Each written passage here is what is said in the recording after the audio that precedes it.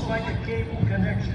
Let's see the glider. It's a N66417. It's really I have no idea about anything. No single biplane or double plane. And they're sitting on the top of the truck or trailer making announcements.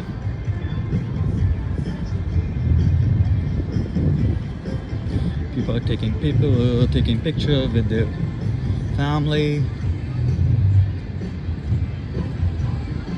I host an event annually in Kirkwood, Delaware, a little event called Warbirds Over Delaware.